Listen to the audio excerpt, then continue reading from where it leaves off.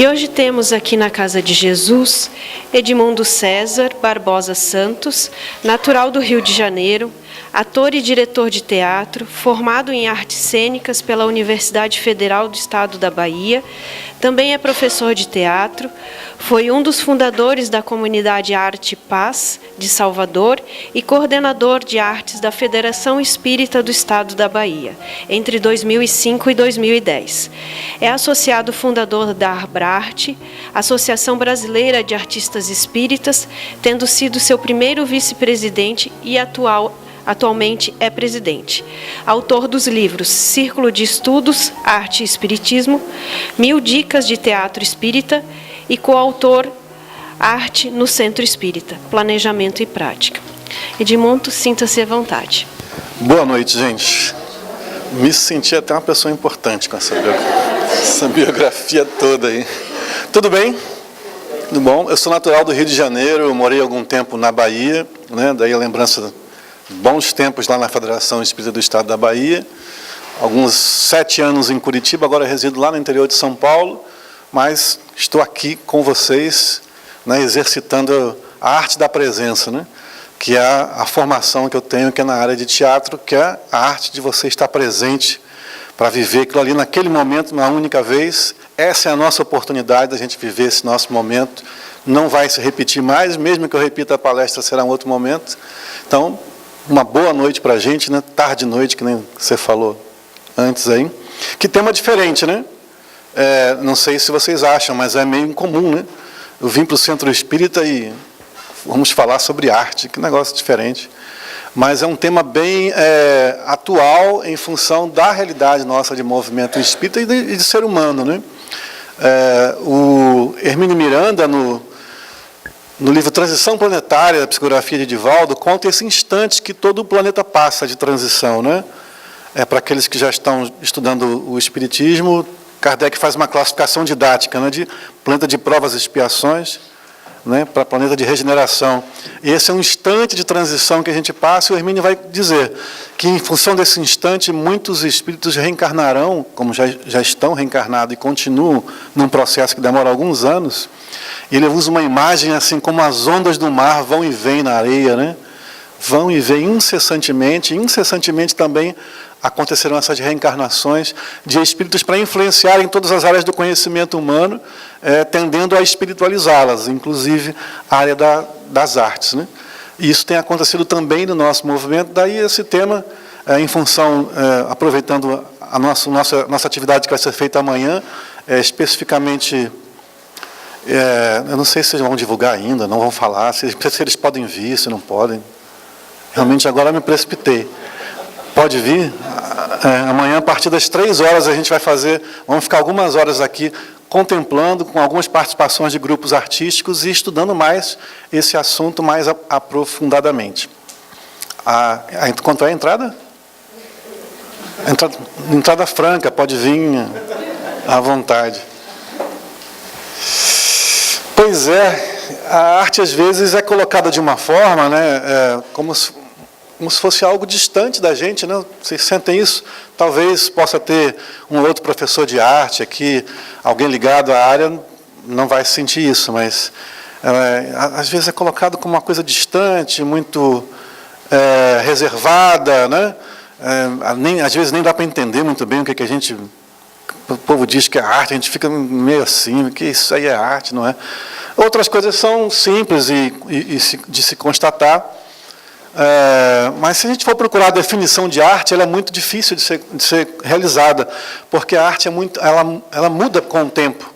O que você pode achar hoje um produto artístico, num determinado momento da história não era, ou o contrário, e ela é muito influenciada pela própria comunidade, pelo povo, por um país, por uma região, né? Então, mesmo na atualidade, em diferentes regiões do planeta, algumas coisas são consideradas objetos de arte, para outros povos não. Então, a definição, mesmo acadêmica, ela é muito restritiva, muito difícil de ser alcançada. Alguns usam, para simplificar, a expressão do sentimento do artista, ou a expressão do sentimento humano, a arte, né? E o que eu vou colocar para vocês aqui é alguns pontos de vista da espiritualidade, né, o ponto de vista de Kardec a respeito disso, e tomara que seja bacana para vocês essa viagem, como para mim é. Mas aí eu vou fazer um parêntese só. Tem alguém que está vindo pela primeira vez hoje, está entrando aqui na Casa Espírita pela primeira vez? Temos ali, né, uma pessoa, mas não que sejam bem-vindos, estou falando em nome da instituição. É da tua vontade na casa, enfim. Sejam bem-vindos, mas devem ter também pessoas que, seja a segunda, a terceira, ou o segundo mês que está vindo às reuniões, ainda está compreendendo mais ou menos, né, os princípios básicos do Espiritismo, ainda não entrou num processo de grupo de estudo, né, de um estudo mais sistematizado. Aí eu vou tentar falar para essas pessoas, em alguns termos, algumas referências, para não ficar todo mundo muito voando. Para aqueles que já sabem mais, quem mais tem, mais dá, então sejam mais pacientes. Beleza? Combinado? E aí, eu vou trazer essa imagem, ó. Essa imagem de uma caverna na França. Os objetos artísticos, olha que curioso. Nós, 150 anos atrás, um pouquinho mais, Allan Kardec estava lançando o primeiro livro do Espiritismo, né? O Livro dos Espíritos, que contém a síntese da doutrina espírita. Se você quer conhecer a síntese do que é a doutrina espírita, o Livro dos Espíritos está lá. E se você recuar no tempo aí, 2000 anos a passagem de Jesus pelo planeta. Um pouquinho mais, um pouquinho menos. Os povos egípcios, a Grécia, na verdade, que influencia muito a nossa vida ocidental, na contemporaneidade inclusive, 500 anos ali, 300, 500 anos antes de Jesus, 2500. Aí lá no Egito, um pouquinho mais, os nossos objetos artísticos mais antigos, até há pouco tempo atrás, eles datavam de 5 a 8 mil anos da nossa história. Então, as constatações científicas e descobertas de objetos artísticos, pequenas estátuas de marfim ou esculpidas na rocha, datam de 5 a 8 mil anos, até que uma turma de pesquisadores descobriu uma caverna na França. E essa caverna, posteriormente, com os estudos, descobriu-se que a entrada dela havia sido soterrada. Então, o que estava dentro dela se preservou há muito tempo atrás. E não era uma caverna só, era um complexo que você entrava e ela bifurcava.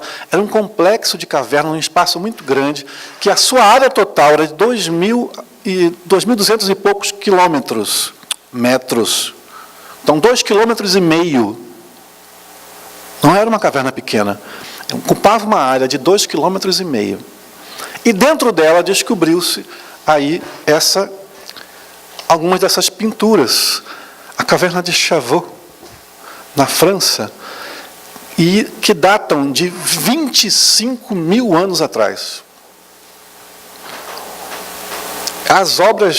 As pinturas que aí estão, né, as pinturas rupestres que aí estão, datam em torno de 25 mil anos atrás. Posteriormente, na Alemanha, ali na fronteira com a França, descobriu-se outras cavernas, caverna de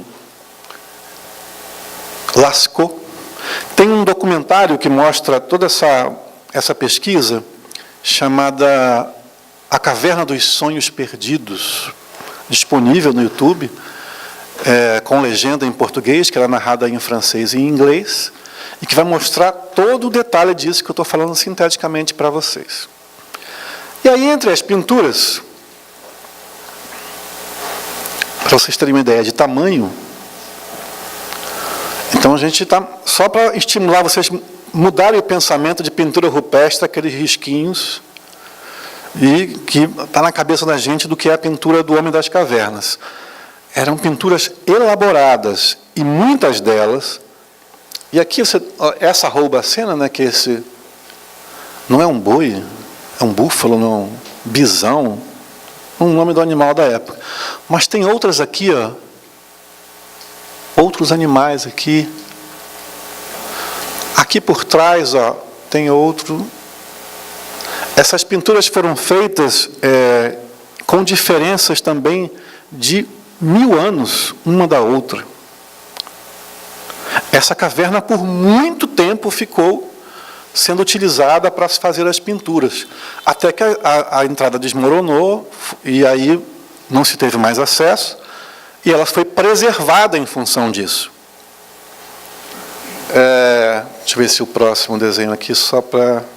Não é... E entreguei o que vem à frente. Vou voltar ali o desenho dos vários desenhos, né?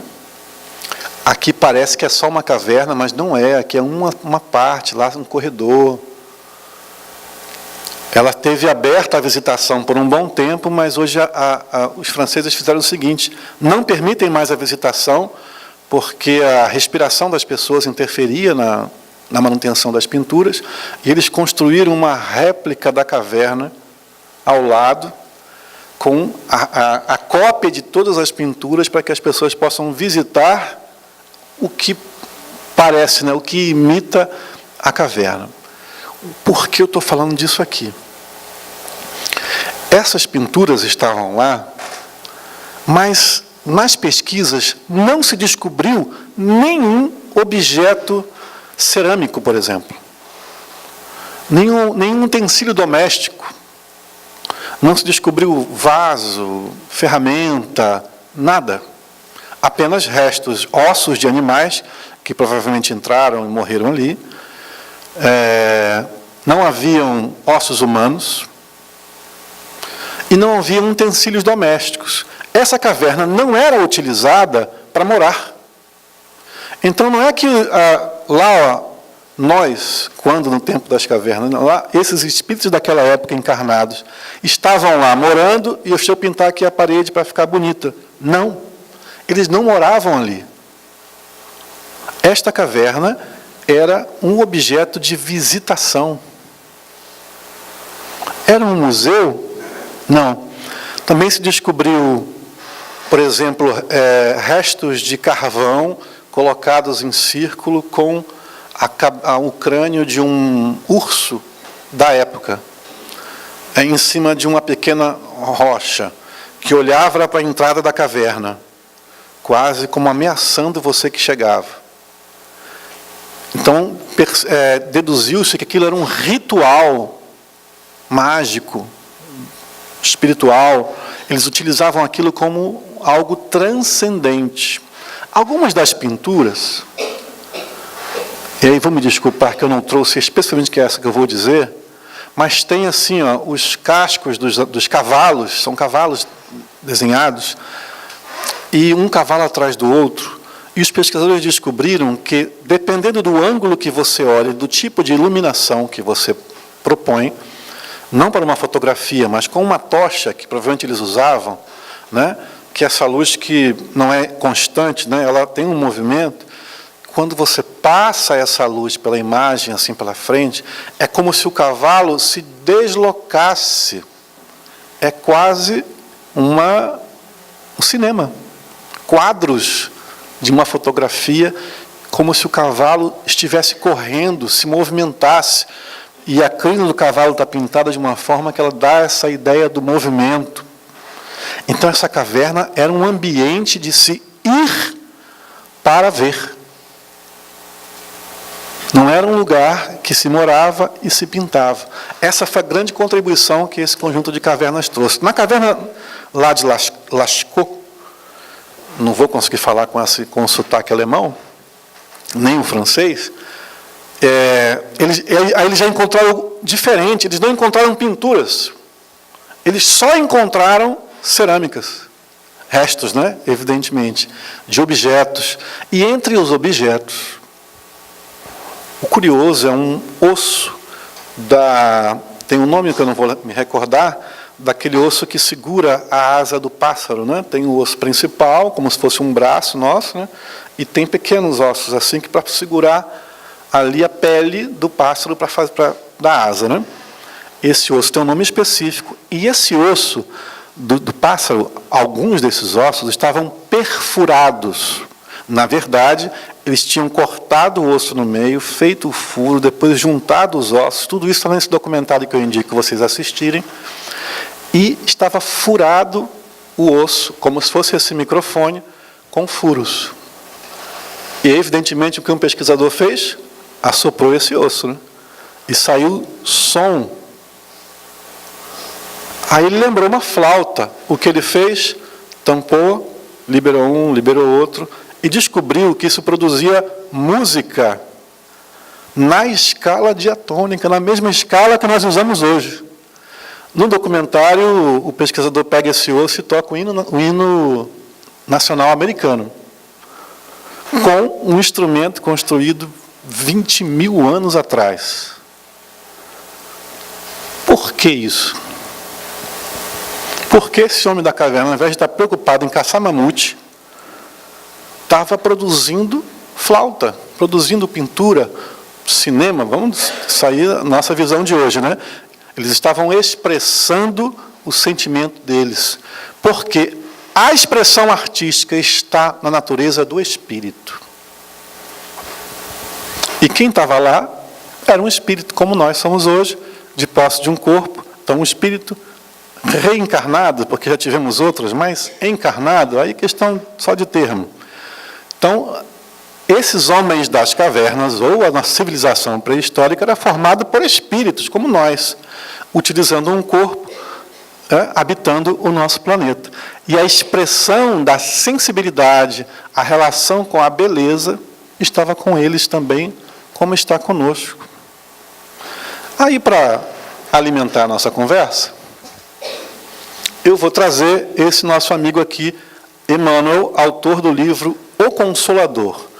O livro Consolador provavelmente tem aí na biblioteca, na livraria. Tem biblioteca no centro? Tem na biblioteca. O livro Consolador, ele é formado de perguntas e respostas também, como o livro dos Espíritos também é formado por perguntas e respostas. Mas as perguntas do livro Consolador foram feitas pelos participantes do Centro Espírita Tomás Gonzaga, se não me engano, em Minas Gerais, à época do começo do século passado, da psicografia de Chico Xavier. Então, foram feitas pelos participantes para que Emmanuel respondesse. Quem era Emmanuel? Emmanuel, um espírito desencarnado, ou seja, sem um corpo físico, que era simplesmente o coordenador, o orientador, o espírito próximo a Francisco Cândido Xavier. Aí a maioria deve ter assistido lá o filme Chico Xavier, né, que traz a biografia dele, e aí vocês vão ver lá o Emmanuel fazendo esse processo de orientação do Chico. E Emmanuel, então, responde nesse livro a diversas perguntas, e tem um momento que ele fala sobre arte. E o curioso é que ele tem um momento no livro que ele fala de cultura. Ele não responde sobre arte. Quem organizou os capítulos do livro foi o Espírito. As perguntas foram feitas pelos participantes do Centro Espírita. Quem determinou que perguntas iam ficar em qual capítulo foi o Emmanuel. Isso tudo está na introdução do livro O Consolador. E ele coloca as perguntas de arte ligado no capítulo Sentimento. Quando ele vai falar de sentimento, ele coloca as perguntas e as respostas relacionadas à arte. Porque a arte usa como material principal a emoção, a relação com o belo, o sentimento do artista. Ali ele se enquadrou esse conteúdo. E ele traz a definição dele de arte. Eu comecei aqui falando o quanto é difícil fazer essa definição, porque a arte tem um conceito variável, variável com o tempo, variável com a abordagem da comunidade onde ela está inserida. E Emmanuel traz uma reflexão baseada no ponto de vista espiritual, nas leis divinas. E ele vai colocar que a arte pura é a mais elevada contemplação espiritual por parte das criaturas. A pausa, assim, não só para mexer no fio, mas para que vocês não cansem da minha voz. Por que ele usa arte pura? Porque existe uma arte impura. Na verdade, ele quis dizer, em essência, em sua pureza, na sua sutileza, na sua fundamentação, no princípio de tudo, a arte é a mais elevada contemplação espiritual por parte das criaturas. Eu destaquei o contemplação, porque o verbo contemplar, ele é mais do que ver. Coitada dela, eu vou para lá e para cá, se ele ficar mexendo na câmera atrás de mim, né? Deixa eu vir para cá então. É mais do que ver, é mais do que assistir. Contemplar é aquela fase que você está vendo e aquilo te toma a alma. Essa é a minha definição, não é do dicionário.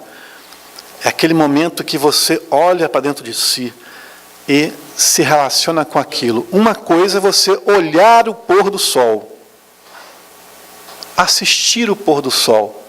Quando você contempla, você está ali assistindo o pôr do sol e aquilo te traz uma emoção, ou uma lembrança, ou um estado de espírito que você nem sabe qual é, uma emoção que às vezes você não domina racionalmente.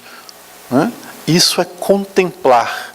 É mais, é essência. Então, para Emmanuel, utilizando o ponto de vista da espiritualidade, a arte é essa forma de contemplar espiritualmente, quando a criatura, o indivíduo, é a forma mais elevada de você entrar nesse momento, nesse estágio, nessa sensação. E Leon Denis, um apóstolo do Espiritismo contemporâneo de Kardec, que permaneceu divulgando as ideias espíritas após a desencarnação de Kardec, vai colocar que se relacionar com a arte, e quando você entra nesse momento de percepção sensível, você está trazendo consigo, está se religando à natureza divina. Então a arte é um caminho para Deus. E a sua afetividade enquanto o seu afeto enquanto artista, enquanto contemplador da obra, influencia em você e te liga ao divino. Para dar tempo de vocês pensarem, digerirem espiritualmente tudo isso, aí eu vou convidar a Sayonara para dizer uma coisa para vocês, que é uma poesia. Ah, tem outro microfone.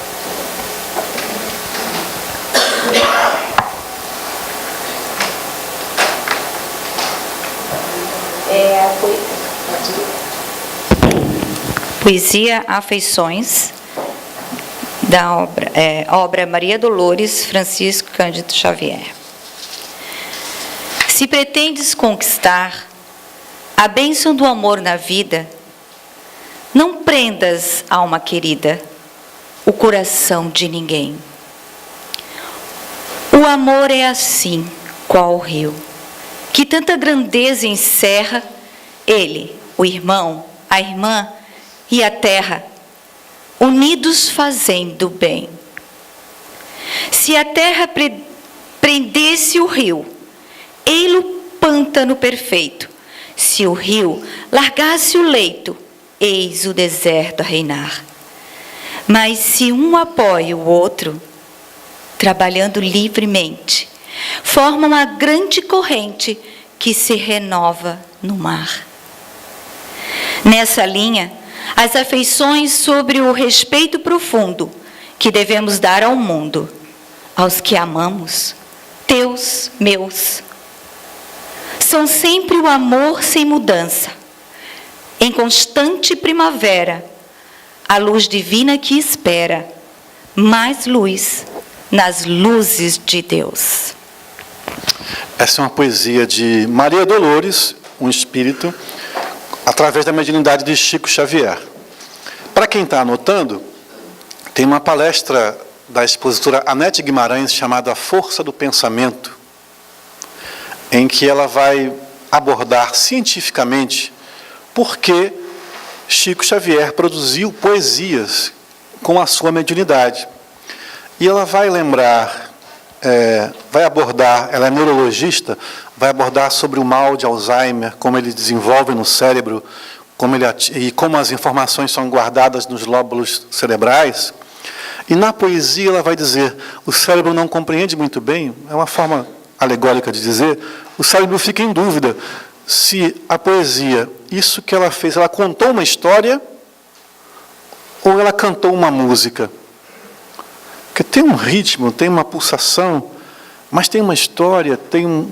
E aí onde é que eu guardo essa informação? Porque se for uma história que ela está contando, vai para um lóbulo do cérebro. Se for uma música, vai para outro lugar. o cérebro não sabe muito bem o que fazer, na verdade, é uma forma dela expressar. O que ele faz, ele constrói um novo caminho. Então, ele produz uma nova sinapse, uma nova relação com os neurônios no cérebro, no tecido cerebral. Então, falar poesia, ler poesia, ouvir poesia, produz esse resultado, segundo lá as pesquisas da exposição da Nete Guimarães. Você pode ver toda a palestra bem mais interessante do que eu estou falando, A Força do Pensamento, a Nete Guimarães. Então, estou trazendo isso porque para o artista, né, para o que faz, fica. Né, tem aquela imagem de que fica o perfume na mão de quem oferece flores. Né, então, para o artista, fica essa energia que chega até você. E chega até você, ele produz alguma influência, ele muda a sua vibração, o seu semblante. André Luiz, um outro espírito, autor de Nosso Lar, ele vai dizer que um quadro que você contempla, um conselho que você ouve, uma apresentação artística, são agentes indutores do pensamento. Você pode induzir no outro pensamento através da produção artística.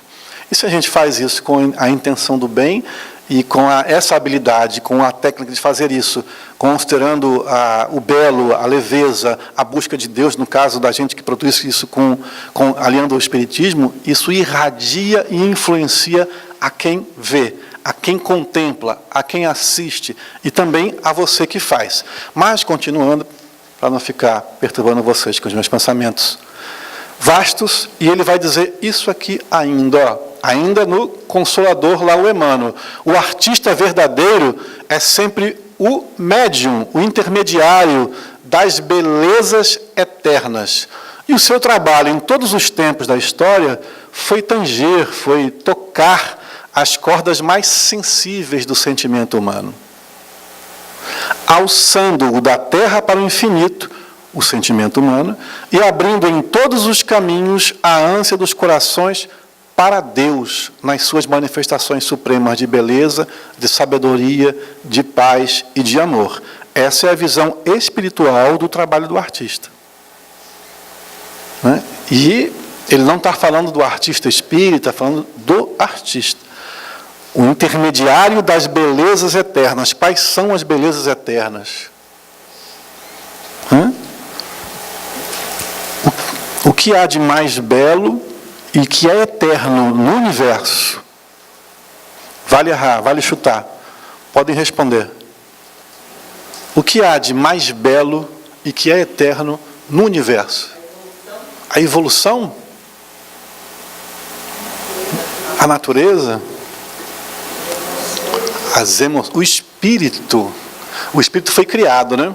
Por Deus, né? Sentimento, o que há, que é eterno, sempre existiu e tem toda a beleza? Deus. Todo o restante está muito perto, só que vocês falaram, né? Só que foi criação, né? Mas Deus, não. Porque senão, quem criou Deus é que é o Deus, né? Enfim, primeira pergunta do Livro dos Espíritos. Que é Deus? Né? Essa é a primeira pergunta. Qual é a pergunta 625? É a pergunta que tem a menor resposta do Livro dos Espíritos. Qual o nosso guia e modelo? Jesus, questão 625. 313? Não sei, essa também não sei. Esse é o ponto de vista de Emmanuel. Vamos lá, para acabar. O povo já não gosta. Não... Aí tem, eu estou trazendo para vocês, essa é a versão original, essa é a versão contemporânea da Revista Espírita. O que é a Revista Espírita? A Revista Espírita, aqui, 1858, em Paris, publicação de Allan Kardec. Ele criou um periódico, como tem as revistas hoje, Veja, super interessante, né?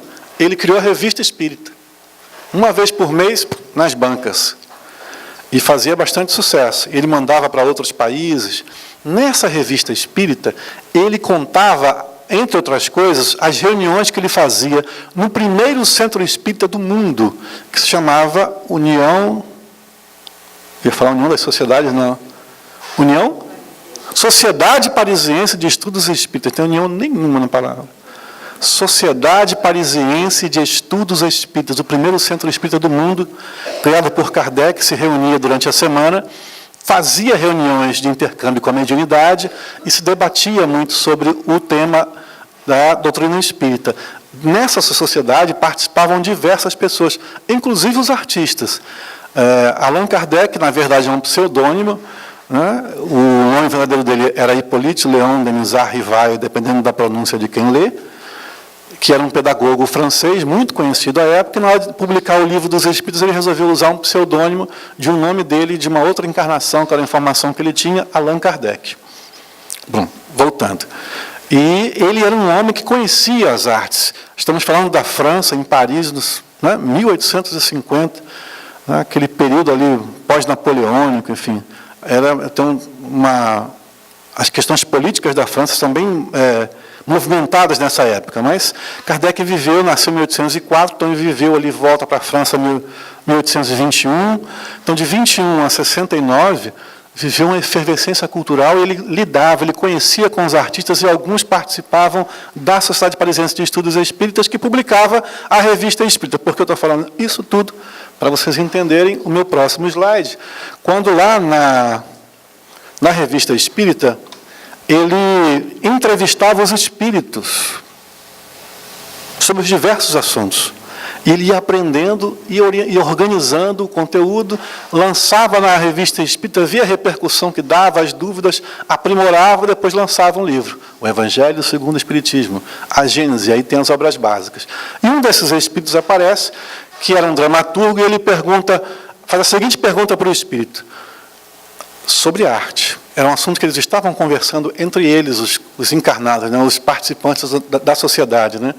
Houve um dia a arte pagã, nós temos a arte cristã. Haverá um dia a arte espírita, já que estava nascendo o espiritismo? E a resposta do Benvenuto Cellini, na reunião de 23 de novembro de 1860, dentro da resposta ele coloca: o verme é verme. O verme aqui está sendo usado como sinônimo da palavra lagarta. O verme é verme. Torna-se o verme de seda. Depois disso, borboleta. O que há de mais aéreo, de mais gracioso do que uma borboleta? Pois bem, a arte pagã é o verme, a arte cristã a crisálida e a arte espírita será a borboleta. E Kardec vai desenvolver esse comentário na Revista Espírita de dezembro de 1860, a comunicação foi em novembro e foi publicada em dezembro, dizendo disso, de que são fases, né, da lagarta, a crisálida e a borboleta etérea. Então a arte pagã com seus vários deuses, a arte cristã falando de um Deus único, mas ainda mostrando o sofrimento dos mártires, dos santos, e a arte espírita que viria, né, que surgiria com a influência do espiritismo na sociedade, de mais etérea, de mais leveza. Não mais a mãe que chorava a perda do filho, mas a mãe consolada, sabendo que a morte não existe e que eles vão se reencontrar após esse momento de transição. Se é o caso de alguma mãe, eu não quis falar para você diretamente, mas estou dizendo agora. Tá bom? A possibilidade da vida após a morte, transformando as nossas emoções, e aquilo que parece perda, a dor da saudade presente, mas a certeza do reencontro. E a possibilidade do reencontro também e do intercâmbio agora, durante o sono, que é um instante em que o espírito momentaneamente se afasta do corpo e interage com o mundo espiritual. O Livro dos Espíritos lá tem uma parte só sobre os sonhos e o sono. Aproveite, quem não leu ainda, para se esclarecer sobre isso. Esse é o ponto de vista de Kardec. O quanto a temática da vida após a morte, da reencarnação, da comunicabilidade com os espíritos, da existência de Deus e da compreensão dele, do quanto isso poderia influenciar a arte, e no futuro surgiria a arte espírita. Mais tarde, em 1869 ainda, ele vai falar do surgimento, do que ele considera a inauguração da arte espírita, com os quadros do pintor Auguste Monvonzan, que é trabalhador da Sociedade Parisiense de Estudos Espíritas e produz alguns quadros inspirados no Espiritismo. Isso está na Revista Espírita e na internet você encontra também mais vídeos falando sobre isso, se você quiser se aprofundar no assunto. Estou trazendo isso para dizer que a arte no Centro Espírita esteve sempre presente. Não é uma novidade de agora. Esteve sempre presente. A relação arte e espiritismo, Leon Denis, que eu falei agora há pouco, vai escrever um livro chamado Espiritismo na Arte. E aqui na instituição nós temos um grupo de estudo desse livro, que funciona que dia e que horas. Pode parecer uma propaganda, é uma propaganda. Uma vez por mês aos domingos. Datas a gente divulga sempre próximo.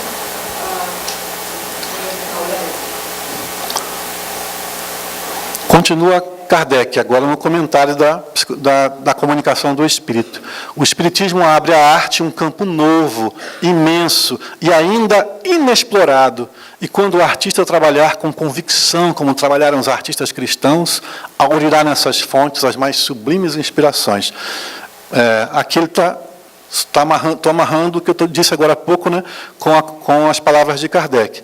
E aí, antes de passar para esse livro, nós temos mais uma poesia que faz bem para o cérebro. Aí a Juliana vai nos ajudar.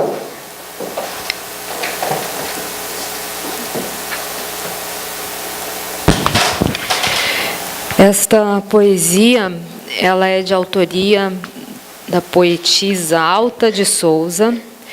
Ela está no livro Parnaso de Além Túmulo, na psicografia do Francisco Cândido Xavier. E o nome desta poesia é O Senhor Vem. E eis que ele chega sempre de mansinho.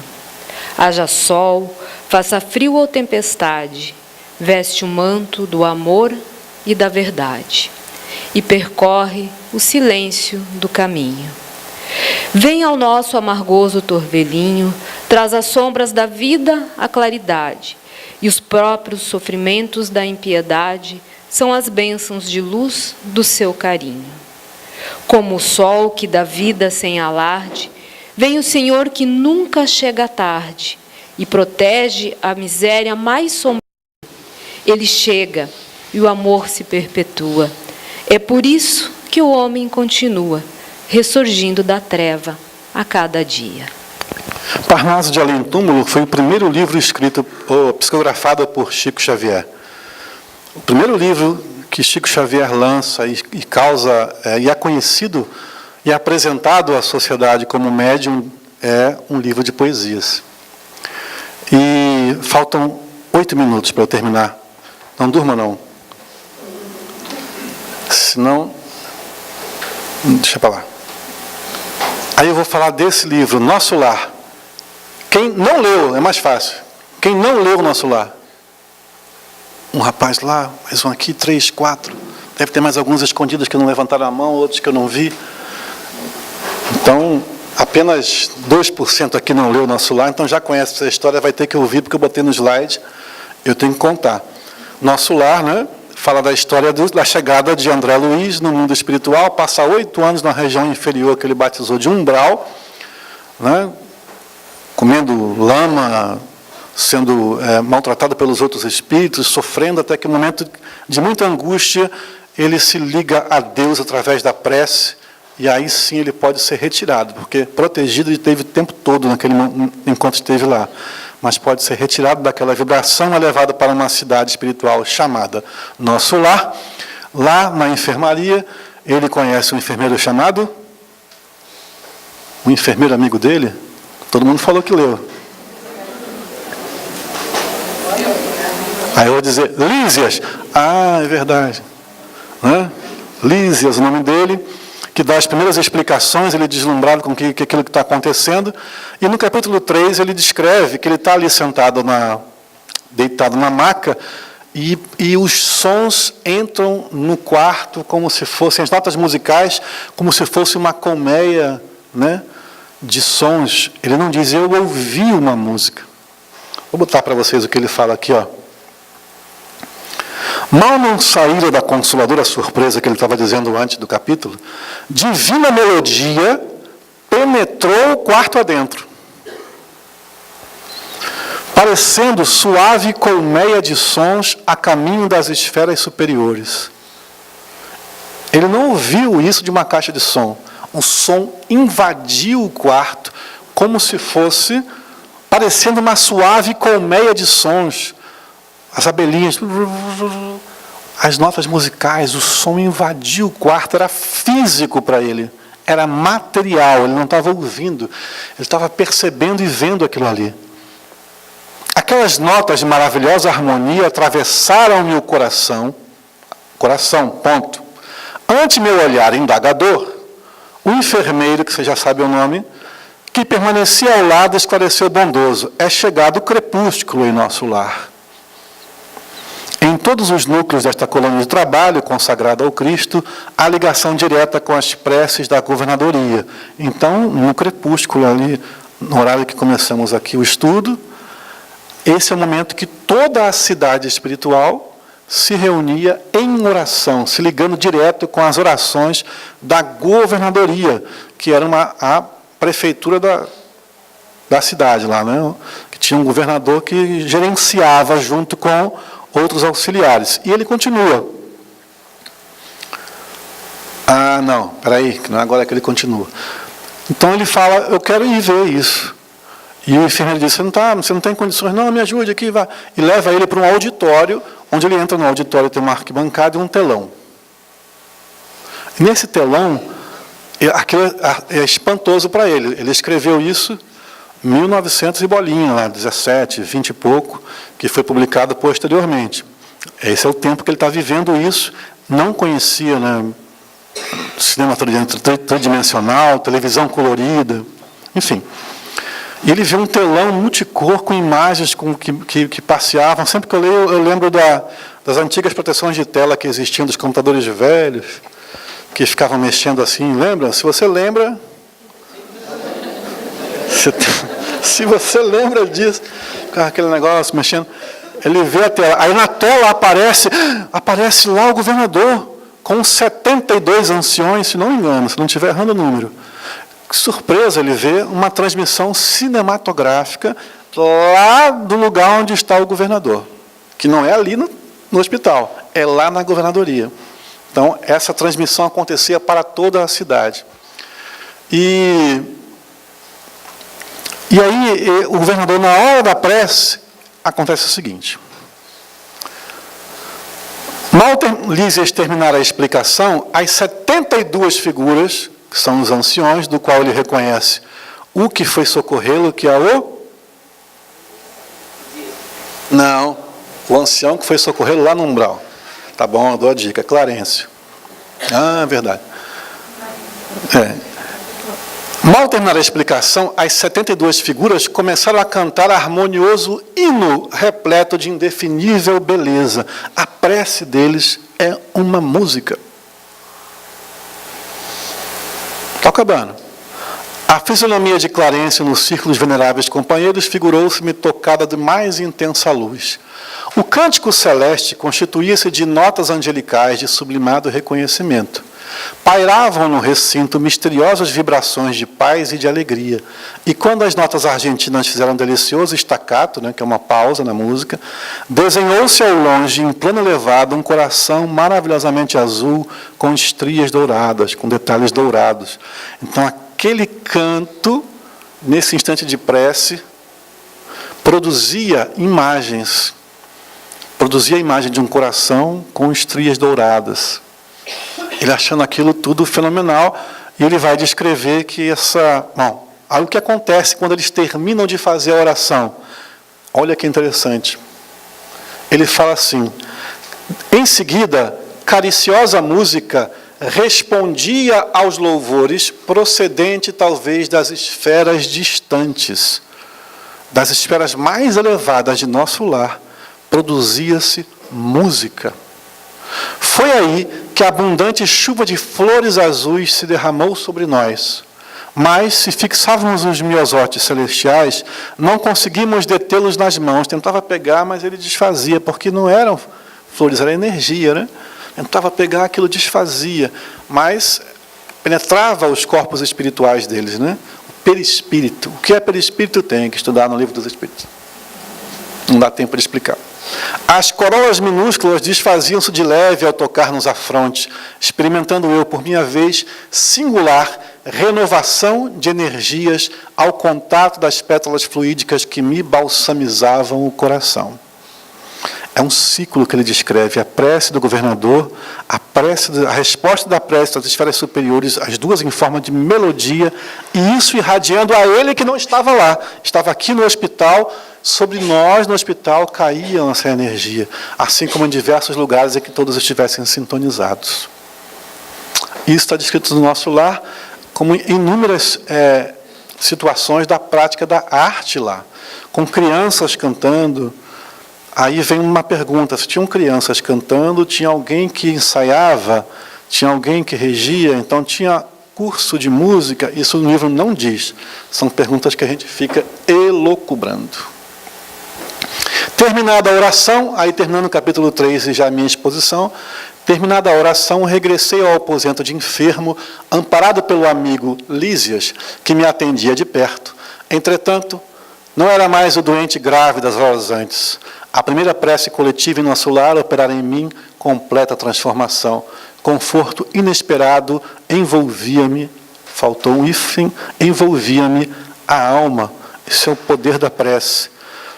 Tomara que nós possamos dizer, né, que não era mais o doente grave das horas antes, depois que comecei a frequentar a Casa de Jesus, que é um nome forte para um centro espírita, né? Ou é ou não é?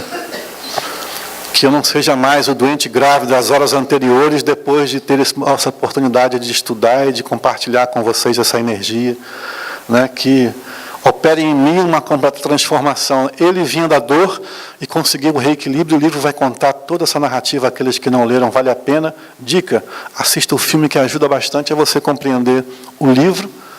E já abrindo espaço lá para as pessoas de azul que estão lá no fundo,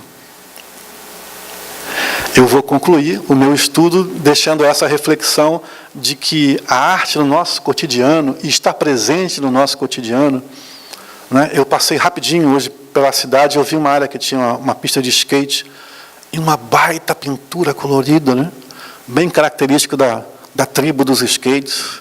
Que bacana, né? A cidade tem os seus espaços de arte pública, não só aquela arte reservada, está no nosso cotidiano. Se você quiser ser mais amplo, você vai ver essa arte divina fazendo o pôr do sol com a gente, fazendo a vida, né? Nos dando essa oportunidade. E o Centro Espírita hoje recebe a arte, mas essa é uma ilusão nossa, de que agora o movimento espírita está abrindo as portas para a arte. A arte sempre esteve no nosso movimento espírita. O espiritismo no Brasil, Humberto Brussolo, um italiano lá em São Paulo, a primeira peça de teatro espírita, 1914. Faz muito tempo. Mais de 100 anos já tem esse movimento, e a gente está fazendo parte. Hoje estou na coordenação de uma associação que às vezes é estranho até dizer, Associação Brasileira de Artistas Espíritas. Olha que interessante, que a gente produzindo conhecimento, pesquisa, oportunizando material de trabalho para os centros espíritas, né? Nesse desafio nosso de aliar as duas coisas, né? Arte e espiritismo, às vezes com um viés acadêmico de pesquisa, às vezes com um viés mais simples de estímulo a que surjam uns pequenos grupos nas casas espíritas, que a gente possa sempre mobilizar essa energia que André descreve com a prece, através da arte também. Muito obrigado, espero que tenha sido útil para vocês. Bom? Nós é que agradecemos, Edmundo, pela exposição e estudo dessa noite. E agora teremos a apresentação do grupo coral da Casa de Jesus, Arte e Encanto, pelo Dia dos Pais. Agradecemos a presença de todos e, após a apresentação do grupo, teremos o serviço de passes. Quem quiser tomar o passe, aguarde sentados em suas cadeiras, que serão encaminhados. E quem não quiser tomar o passe, quem estiver se sentindo bem, após a apresentação do coral, pode se dirigir à saída em silêncio. Um bom final de semana a todos e um feliz Dia dos Pais para quem é pai. E agora, a apresentação do nosso coral. Boa noite. Este é o Coral Espírita Luz em Canto, que foi criado com o objetivo, com a finalidade de usar a música e o canto de forma especial para divulgar a mensagem espírita cristã. Hoje trazemos nossa singela homenagem aos pais. Lembrando que Dia dos Pais, Dia das Mães, Dia dos Filhos, há que ser todos os dias. Mas que para isto se faz necessário, preciso esforço, presença, paciência, doação, amor, muito, muito amor. Amanhã, a maioria dos pais estará vivendo a alegria de ter ao seu lado os seus filhos. Mas alguns pais e alguns filhos viverão a dor da ausência física, a dor da saudade dos seus amados que já foram para o plano espiritual, que já voltaram para casa. Então, essa nossa primeira canção é uma homenagem a todos os pais, mas em especial a estes pais, que amanhã terão que lembrar que a morte não existe e que o amor mantém unidos todos os que se amam. Essa canção, que se chama O Anjo, é uma linda mensagem de amor que é trazida por um filho desencarnado ao seu pai e à sua mãe, que ainda estão aqui. Então, para vocês, O Anjo.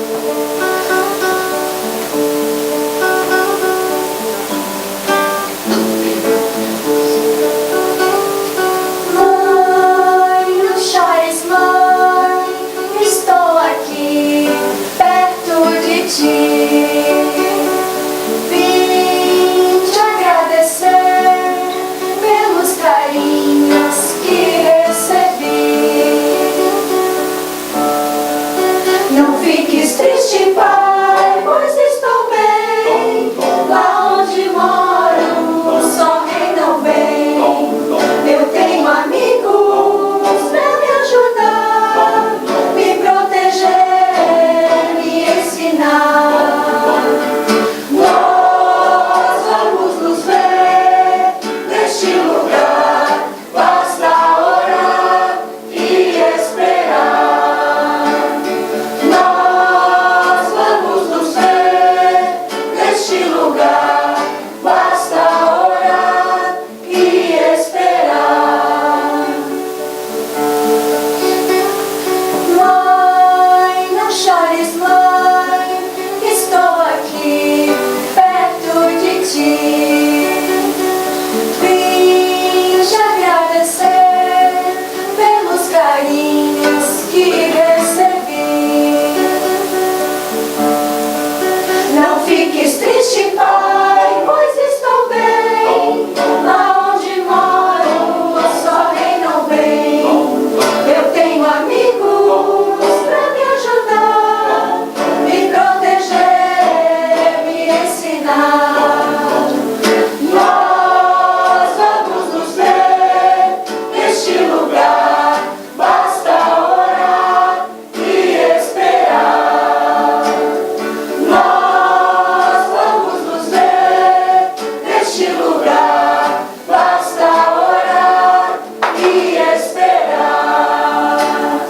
E esperar.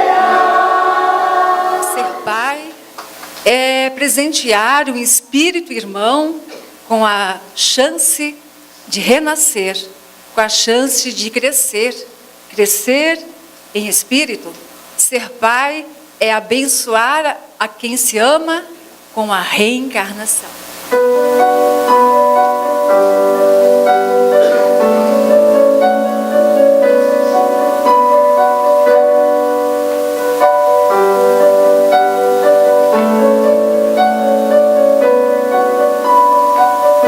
Já parou pra refletir o que você faz aqui? De onde veio, pra onde vai?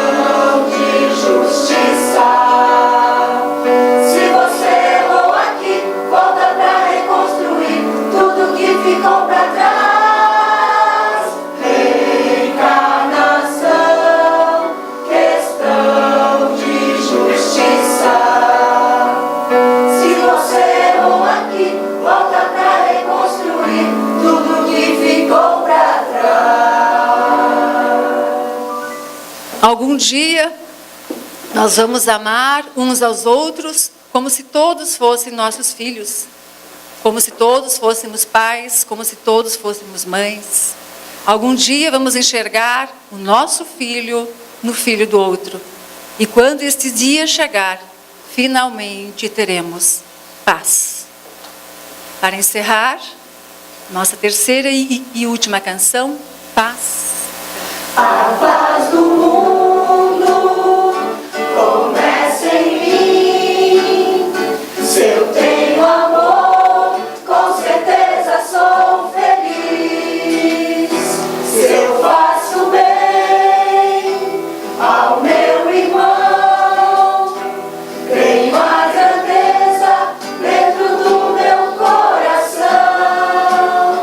Chegou a hora da gente construir a paz.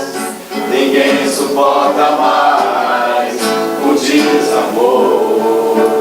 Paz pela paz, Pelas crianças, paz pela paz, pelas florestas, paz pela paz, pela coragem de mudar. paz pela paz, Pela justiça, paz pela paz, a liberdade, paz pela paz, pela beleza de te amar. a paz no mundo começa em mim. Se eu tenho amor, com certeza sou feliz. Se eu faço bem ao meu irmão, tenho a grandeza dentro do meu coração. Chegou